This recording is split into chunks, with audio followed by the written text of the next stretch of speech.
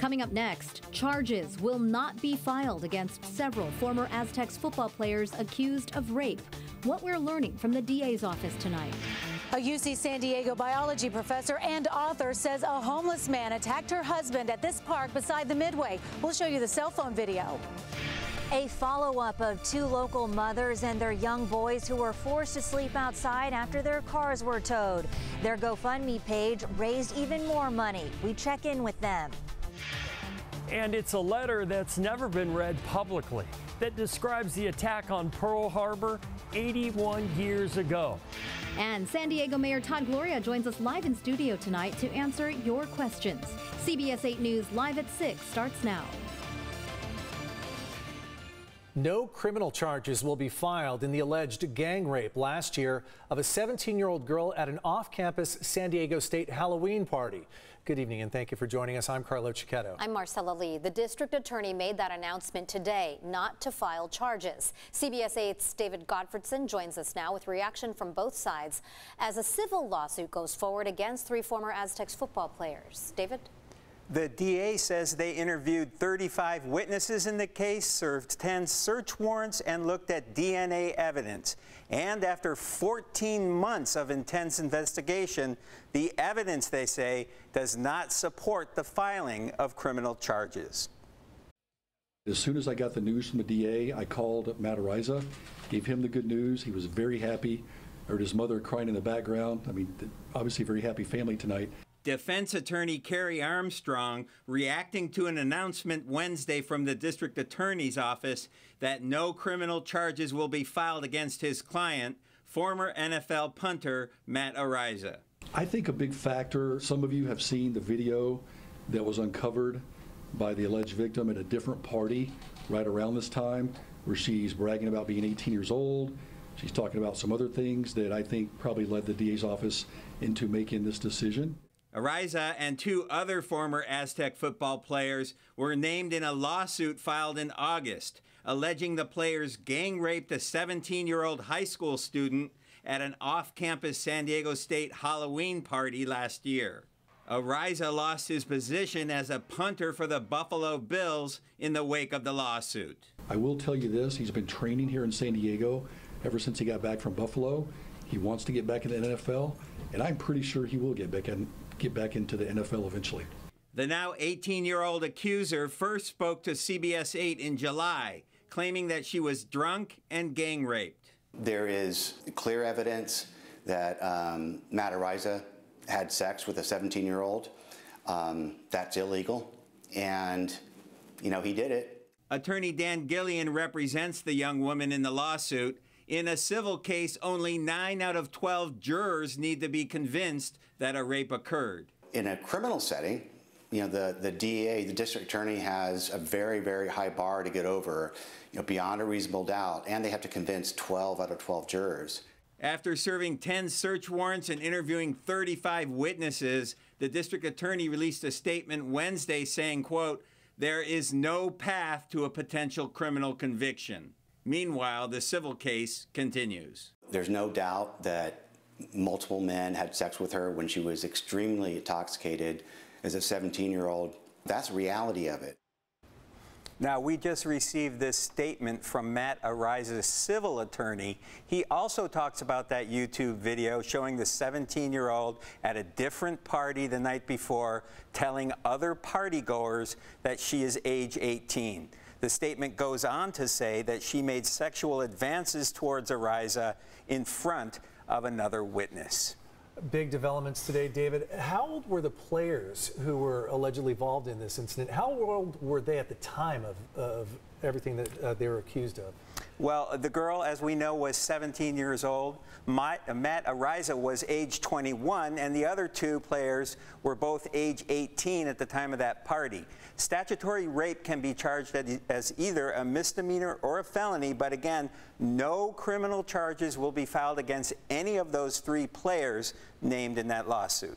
I'm sure many of them, big sigh of relief from them today, but we know this isn't over yet. There's still the civil case. Still ongoing, yes. That's going to take a while. Depositions, it's going to stretch out for months. And a lot of people wondering what's going to happen now to the girl and also the players, former players involved. So we'll be following this case for a while. Thank you, David. Thanks, David. San Diego State University President Adela de la Torre sent CBS 8 a statement reacting to the news that says in part, quote, "I understand that this will be a difficult time for members of our collective community, but you should know that the district attorney's decision has no bearing on our ongoing student conduct investigation at SDSU, which continues." The statement goes on to say that anyone with information about the alleged incident is still encouraged to come forward. We've put the full statement on our website. Just visit cbs8.com. We still don't know tonight why the FBI raided an apartment in Otay Mesa in the early morning hours today. It happened about 4:30 a.m. in the 5600 block of Surfrider Way. People were ordered out so a search warrant could be executed. Later, 3 people in handcuffs were seen being escorted out of the unit. The San Diego police and the FBI need your help tonight finding a man they say robbed a bank in North Park. Take a look at these surveillance photos.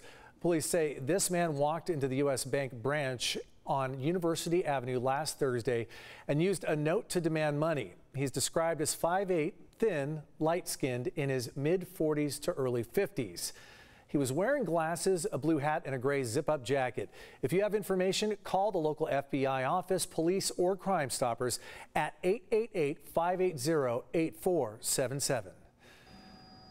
Tonight, we know the name of a rock climber who was killed in a fall in Alpine. According to the county medical examiner's office, 22-year-old Nathaniel Takasuno was scaling El Cajon Mountain when he fell early Sunday afternoon. He died at the scene, but his body couldn't be recovered until Monday because of the challenging terrain. Takasuno was from San Diego. 2 local families say they were using their cars as temporary shelter until they were forced to sleep out in the cold. This was after their cars were towed by San Diego police a few weeks ago because of expired tags. Many of our CBS 8 viewers have been following this story, and more money has been raised for them. CBS 8's Ariana Cohen followed up with the families today. It's been a few weeks since the 2 mothers and their young boys were forced to sleep outside here after their cars were towed. Many people, including our own CBS 8 viewers, have donated to their GoFundMe page. It has raised even more money. I checked in with them to see how they're doing. The GoFundMe page for mothers Lisa, June, and their children has now raised more than $18,700. Those people that sent us money that don't even know us just made me see the light again. It was a little over 3 weeks ago when both families' cars got towed for expired tags, leaving them nowhere else to go but out in the cold the night before little Mason's 12th birthday. They are using the money raised towards vehicle and storage fees. June says Mason is currently homeschooled. Lisa says she is working on getting her son back in school. For right now, they are ecstatic to finally have their cars back. I got my license plates yesterday. I kissed my license plates. I was like, oh yes, I don't have to stress anymore. Well, I got Mason his birthday present finally. Both families are living in transitional housing now. A bathroom. And a bathroom with hot water.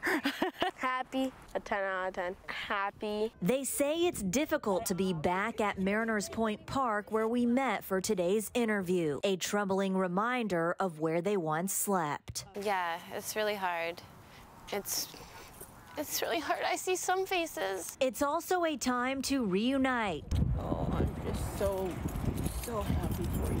Carol Meeks runs the YouTube account Glorious Life on Wheels. She posted the first video to share their stories, which garnered thousands of views. I am just overjoyed.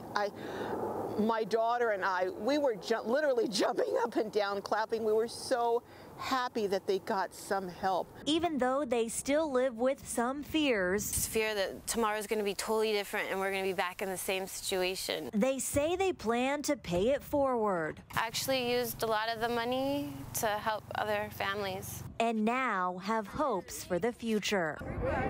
Ariana Cohen, CBS 8. Homelessness and housing are a major focus as the new legislative session kicks off. The new state Senate Republican leader, San Diego Senator Brian Jones, introduced a bill that would ban homeless encampments near schools and parks. Our political reporter Morgan Reiner has more on this bill and what critics are saying about it tonight. Jones wanted to make it clear that although this bill would make it a crime to camp near those sensitive areas, it's really up to local jurisdictions if they want to take action on it. Now, the California Homeless Union says that they've successfully fought back against measures like this in the past, and they do not plan on stopping.